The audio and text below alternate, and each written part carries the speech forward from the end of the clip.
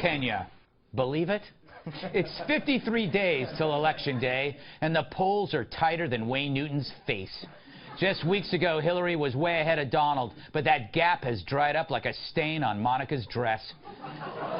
But Hillary still had an unplayed card. Trump's a birther, she said this Friday at the Black Women's Agenda Symposium. And we know who Donald is. For 5 years, he has led the birther movement to delegitimize our first black president. His campaign was founded on this outrageous lie. There is no erasing it in history. He is feeding into the worst impulses, the bigotry and bias that lurks in our country. But not long after playing that card, Donald dealt one of his own. Hillary Clinton and her campaign of 2008 started the birther controversy.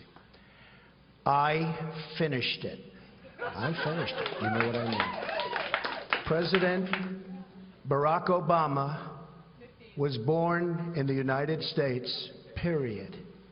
Now we all want to get back to making America strong and great again. So there you go. Case closed. Yes, after years of pushing the birther conspiracy, Trump announces that it's officially over. Like an arsonist putting out a blaze he helped start. Now, the rumors didn't begin with him, of course. Hillary supporters had a hand in it, too. But why did the birther story hit now? Because Hillary was sick and tired of stories about her being sick and tired. The big story all week was her pneumonia after sagging like Justin Bieber's jeans at Sunday's 9/11 ceremony and heaved into the back of a van like a kidnapped pledge.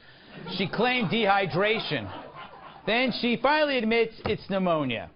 The week then turned into a contest of who's the healthiest. Hillary released some of her medical info. Trump released his to Dr. Oz. Your testosterone is 441, which is actually, it's good.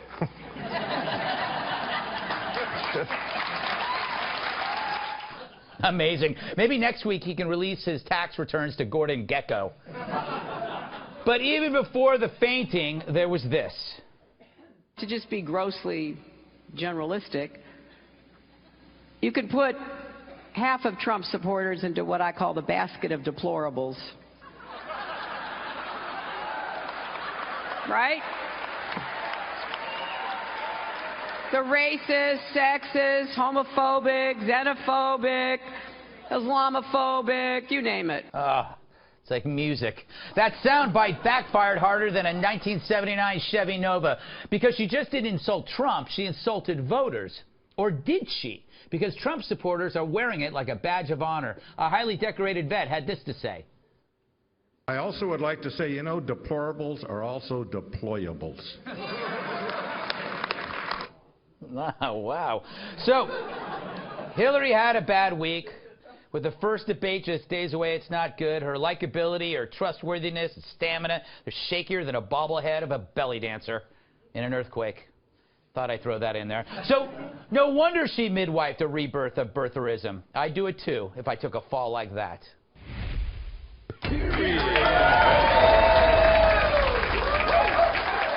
Louise, this campaign is like an overstuffed suitcase of stuff. It's like we write a segment for this show about health, and then we have to rewrite it about birtherism because every day it keeps changing. This birther story, is it finally dead? No, of course not. Trump brought it up. And sometimes I wonder if he brings up a bad story when Hillary starts to dip in the polls. You wonder if the guy really wants to win. I mean, he got this birth certificate in 2011. By 2014, he was saying it was fake. The Israelis were saying, he put it in scare quotes, that birth certificate that he gave me. So, I mean, come on, just be honest. The polls show that the American people don't trust either of them. And the biggest weapon either of them has got is I'm not the other guy. Yeah, that's a good weapon to have, though. But the thing is, she did bring it up at that conference, and he, in order to get away from the health stuff, so he had to respond, and I think, Tyrus, it was a 27-second response, and I thought it was highly efficient. Nothing about this campaign is highly efficient. And to watch it, you need to be highly. Like this, first of all, it was over. Yes. The birther thing was over when he was sworn in. Done deal. It's a wrap. Yeah. He got the job. Yes. So it doesn't matter anymore. Right, that's true. It's pointless. The thing about it, if Donald could have hit a home run. He Right. could have made a huge dent in this whole thing if he would have been, my bad. I was wrong. I didn't like Obama. I was trying to help the Republican Party. I apologize. Let's move on. I didn't really think he wasn't born here. It just, you know, sometimes I get, and everybody would have been like, cool. And Hillary would have been like, oh, what do we got next? Give us something. But instead of that, he opens it up by basically, when I was a kid, I would get in fights at school, and my foster mom would make me apologize to the kid that I hit. Go tell him, George. And I would walk up and be like, I'm really sorry I hit you, and it won't happen again. And that's what that was. Yeah, I think the real winner, Dan, is President Obama, who, you know, being born in Kenya, has gotten away with it. That's true. And it's amazing. Don't applaud that. I want it on record that I was joking about that. He's been lying in wait for 8 years, just waiting for that moment to spring that trap. I just love the Donald's like, it's finished. Yes. Because you just picture him like eating a taco bowl and just being like, it's finished. Like no matter what he's done with, that's how he ends it. It's amazing. What about you, Kat? Did this solve the birther? I think it's going to keep coming up in the debates. I can't believe we're still talking about this. First of all, I can't believe we're ever talking about this. The fact that we still are is crazy. Except it makes sense. Hillary needed to bring it up. It's kind of like if I'm fighting with somebody and I can tell they're winning. I'm like, yeah, well, you were late to dinner that one time in April. And that's not because things are going well for my side that I do that. And also the fact that she said he owes an apology to the American people. As one of the American people, she shouldn't be talking about things she owes the American people or people owe the American people. She owes real answers to real questions. I'm worried about that a lot more than cuckoo banana stuff that Trump was involved in 2011. Now you say you're an American, but where's your birth certificate? It's at home with my dad. To her point, I can't believe I'm saying that, the point goes to his character. And it goes to the character of, because the birther thing, and for me, during that time, when I first heard it, I thought it was a clever way to make a racist jab at the first black president. That's what I took it as from Donald. And now that he's running for president, he can't make racist jabs. He shouldn't be doing things like that. And he should have been doing things like that then. So it's not necessarily about whether it was real or not. It was his character to bring it up. That's why if he would have apologized. No, he didn't. No, he did not apologize. No, but I don't know. That's not really his style. I saw being accountable. Somebody asked a Trump supporter.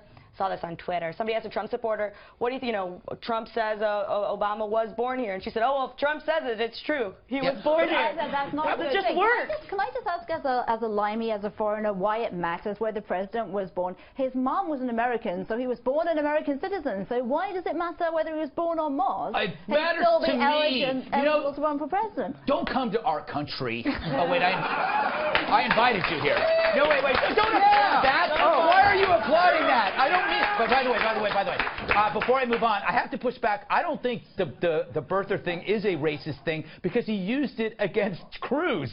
I mean, he would. I think he would use the birther argument against anybody. I think he would have used. He could use it against. He used it against McCain, didn't he? Because McCain was born on a military base in Panama. Right. I think he did. Yes, he's used it against everybody. I was the most born here. Yes. All right.